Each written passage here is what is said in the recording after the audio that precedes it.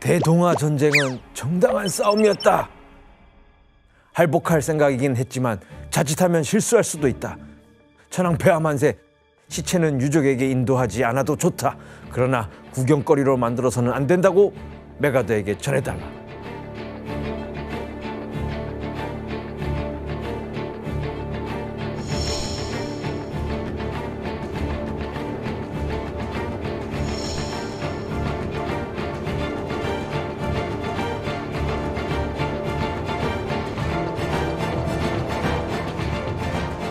명이 기네. 잘못 쐈다라는 게 바로 여기서 나오네. 그 의사가 일부러 잘못 알려줬나 보다. 나도 지금 그 생각하고 있었어요. 심장 위치를... 재판 받으라고. 아니 어떻게 하면 이렇게 죽지도 않아? 그는 청상을 입은 상황에서도 일본이 일으킨 전쟁은 정당한 전쟁이었다라고 하는 걸 이제 주장을 했다라고 볼 수가 있죠. 그는 미리 연습했던 대로 오바를 막기 위해 자기 가슴에 동그라미를 그려놨는데 그렇게까지 했는데도. 발사 순간 총이 좀 이렇게 들리는 바람에 총알이 심장에서 빗겨나고 말았다고 해요. 총도 못 쏘는 양반이. 이후 도조 히데키는 미군 병원에서 의식을 회복했고요. 그리고 자살 소동 이후 건강을 회복한 도조 히데키는 약 한 달이 지나서 A급 전범으로 도쿄 재판에 서게 됩니다. 회복도 빠를 정도면 되게 그냥 경상 아니야? 한 달 만에 회복할 정도면? 그러니까요. 그때 당시 이제 토조 히데키가 일본 병사들에게 이제 포로로 치역을 당할 바 당하지 말라 그런 식으로 알려졌기 때문에 이 자살 시도를 하고 또 살았잖아요. 네. 그걸 보고 국민들은 또 이제 적을 죽이지 못할 망정 본인도 죽이지 못하냐 약간 그런 비판적인 시선이 있었다고 해요.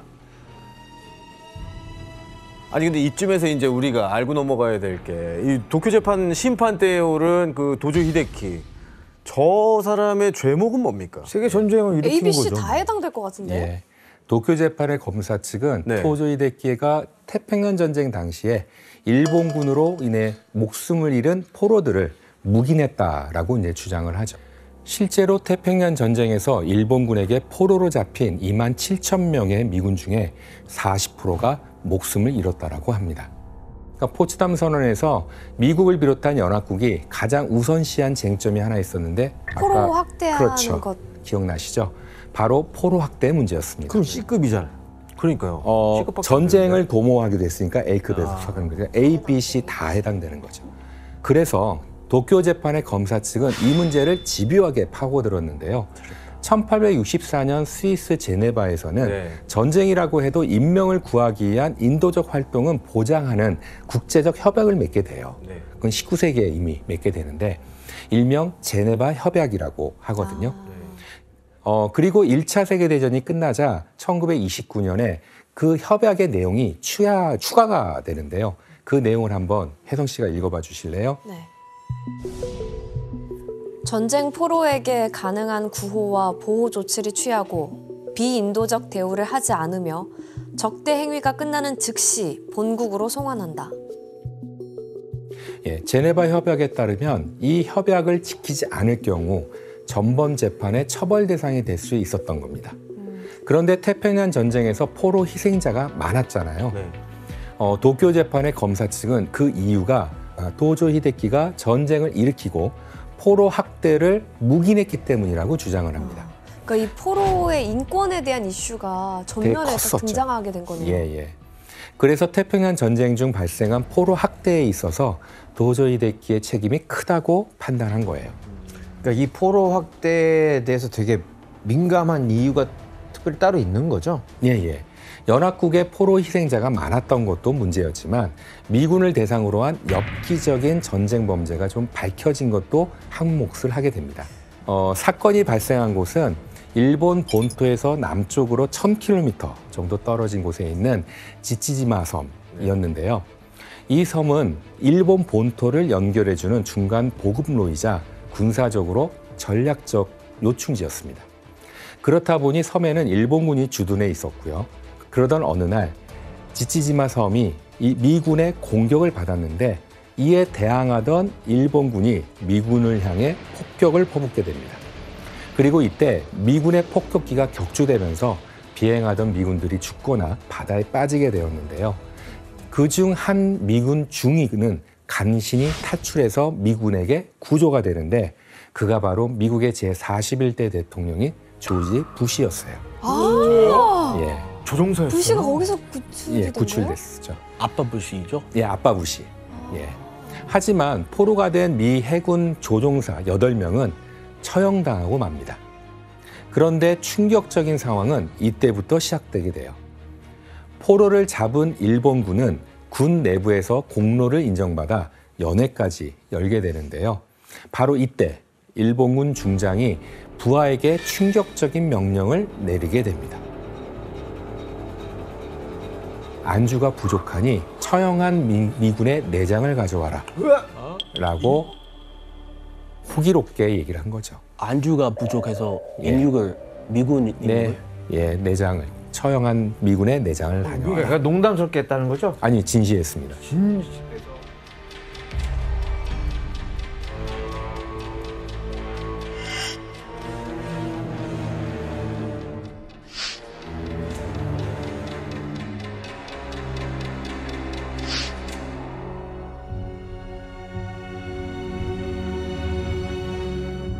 비상식적인 명령이었지만 상명하복이 절대시되던 일본군은 상사가 전쟁의식에 고취되어 한 행동에 동조했고 죽은 미군 포로들의 몸에서 손발과 내장을 척출해서 인육을 먹었다라고 해요.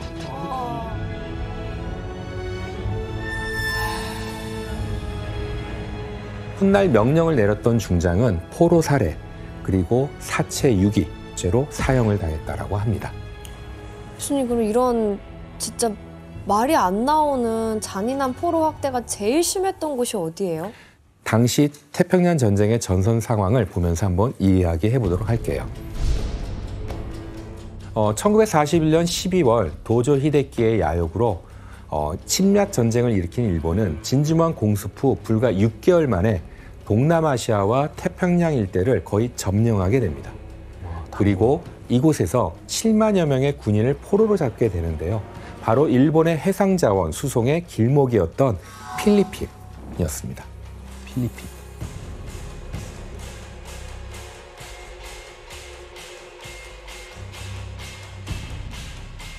일본군은 필리핀군과 미군 포로를 잡은 후 1942년 4월부터 바탄 죽음의 행진이라고 불리는 포로들에 대한 잔혹 행위를 벌이는데요. 7만여 명의 포로들을 바탄섬 남쪽에 끝에 있는 말리벨레스에서 오도널 포로 수용소까지 물과 식량도 없이 강제로 행군하게 됩니다. 끌고 가는 거죠. 그 거리가 무려 약 120km에 이제 달하는 거리였는데요. 그런데 과연 행진만 했을까요? 예, 당시 미군 포로들의 사진을 보면서 한번 설명하도록 할게요.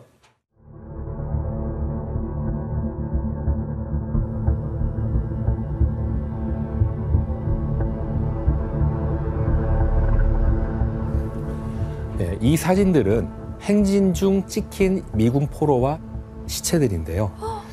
대부분의 포로들은 일본군에 대해 아무런 저항도 할 수 없도록 손이 등 뒤로 이렇게 묶여있는 것을 볼 수 있죠.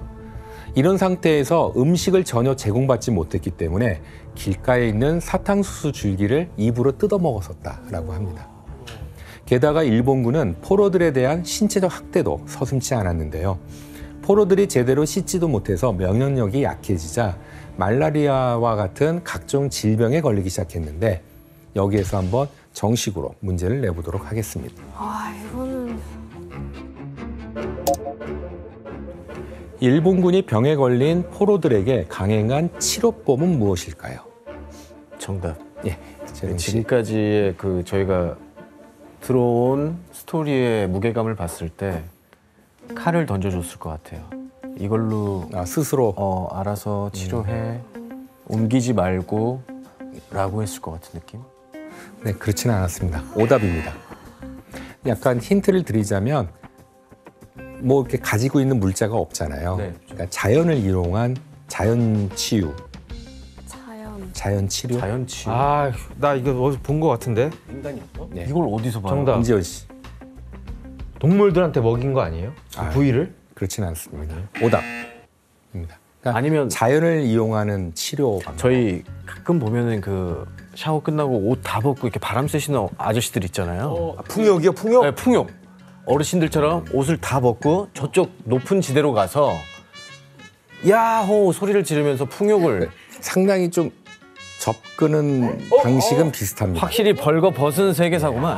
하지만 오답. 제목에 그래요. 복구로 하는 거. 정답. 네. 이 형 또 맞추는 거 아니야? 나 진짜 소름 돋을 것 같아. 아니 이 형한테 얼마나 혹독하게 한 거야? 이 형 다 알고 있어. 아니 그냥 지원 씨 한번 도전해 보세요. 필리핀 땡볕에다가 이렇게 달구는 거죠. 병균들 다 그냥 타서 막 없어지게 막 일광욕 살균을 한다고요? 살균 막 정답. 나 지금 소름 역시 돋아, 소름 돋아. 똑똑해. 예, 지원 씨 일본군이 브레인이야. 포로들에게 강행한 치료법은 태양 치료였어요. 야, 이게 말도 안 되는데. 일광욕 그거를 계속 그렇죠. 시켰구나. 그러니까 사실 이것은 치료가 아닌 고문의 일종이라고 할 수가 저 얼마나 있는데요. 덥겠어요. 열대 지역인 필리핀의 뜨거운 햇빛을 오랫동안 그늘도 없이 쐬게 하는 거죠. 그럼 일사병 더우면 탈진 나지. 그러면 당연히 목이 마르겠죠. 물도 안 주잖아요. 지켜보고 있던 일본군은 물을 달라고 호소하는 포로들에게 물 대신 총을 쏴서 죽였어요. 이렇게 가혹했던 바탄 죽음의 행진이 끝나자 7만여 명의 포로 중에서 16,000여 명이 사망을 하게 되고요. 대략 54,000여 명만이 수용소에 도착할 수 있었다고 너무 합니다. 잔인하다. 아니 당시 그 포로들이 도착한 이 수용소 안의 모습도 되게 궁금한데 그 안에서 생활은 어땠어요? 거기도 엄청 끔찍했죠. 모습은 완전 해골 같았어요. 도착해서도 문제 이거 봐. 뼈밖에 없고요. 먹을 게 너무 부족하고 수시로 병에 걸렸대요. 그래서 특히 비타민이 부족해가지고 생일인 병인데 각기병에 주로 걸렸는데 이 때문에 다리 힘이 약해져서 제대로 걷지도 못하고 포로들이 그러다가 많이 죽었대요. 그러니까 영양실조로 죽을 것 같은데. 교수님 식인 사건이나 이 죽음의 행진의 대상이 미군 포로였잖아요. 예, 이것 때문에 이제 미군이 가만히 있지 않겠죠. 그렇죠. 미국이. 예. 그러니까 미국이 이 사실을 알게 된 건 약 2년이 지난 후인 1944년 10월이었습니다. 메가더 장군이 필리핀을 재탈환하기 위해서 돌아왔을 때였는데요. 이때서야 미군 포로에 대한 학대 사실이 이제 알려졌고 미국 정부와 여론은 이제 분노로 들끓게 되죠.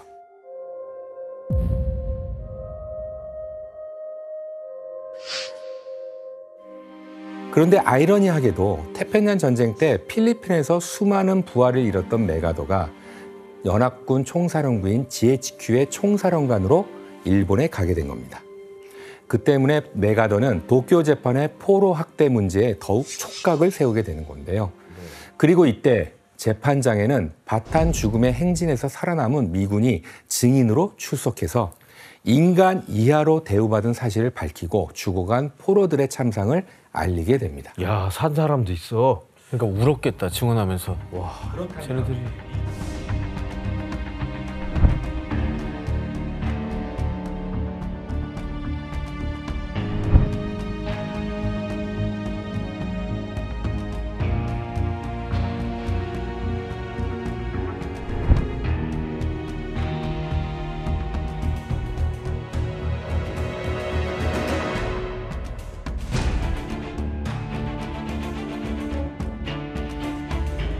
그렇다면 미군의 증언을 들은 토조 히데키의 반응은 어땠는지 한번 지원 씨가 읽어봐 주실래요? 오, 저 진짜 얼마나 화났을까.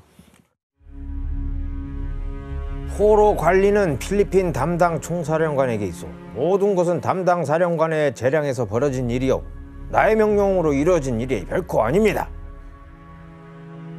발뺌 하는구나. 네, 들어보니 좀 그렇죠? 예. 남 탓을 했어.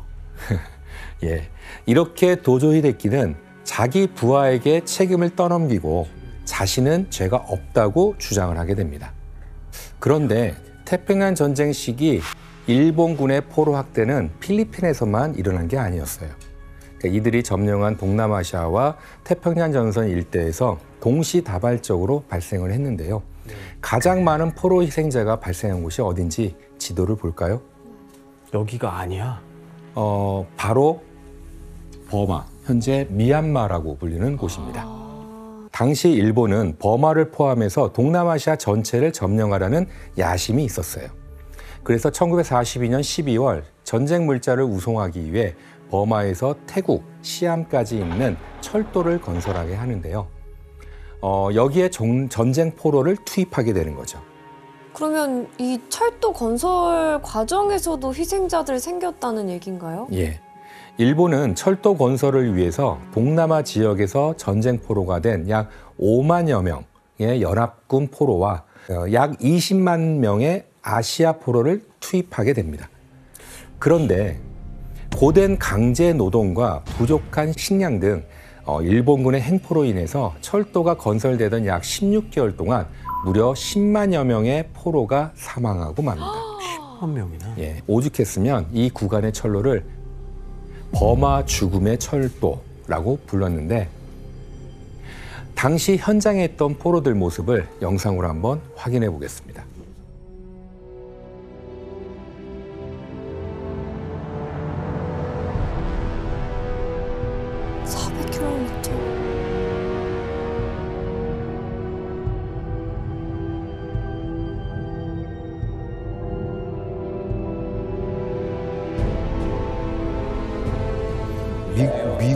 미국인의 체형이라고 볼 수가 없네요, 아예.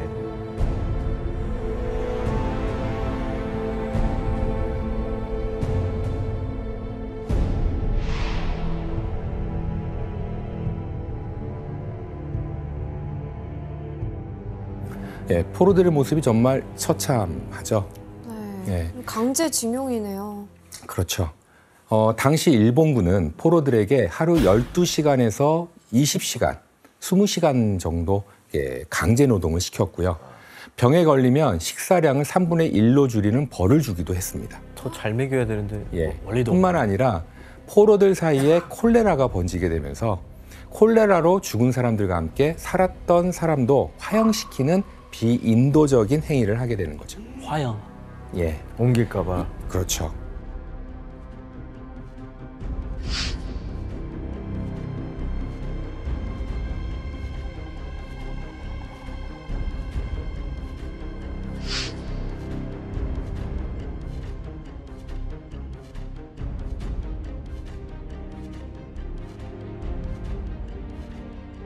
이렇게 잔인하고 비인간적인 강제노동에 포로들을 투입하라고 명령한 인물이 있었는데 과연 누구였을까요?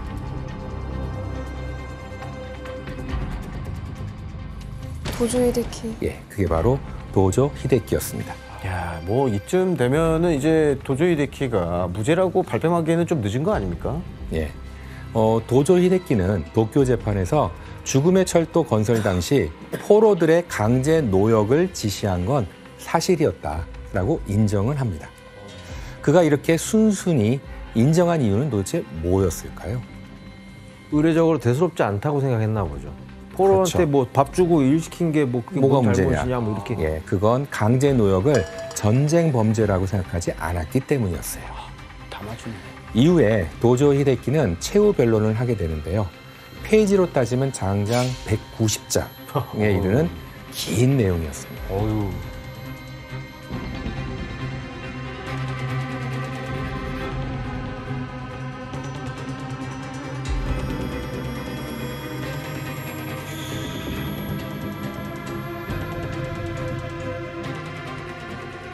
그는 변론을 통해서 일본이 개전을 결정한 것은 서구 세력으로부터 자신의 나라를 지키기 위한 선택이었다. 살기 위해 벌인 전쟁이었기 때문에 이거는 당연하고 정당하다라고 강력하게 주장을 했어요.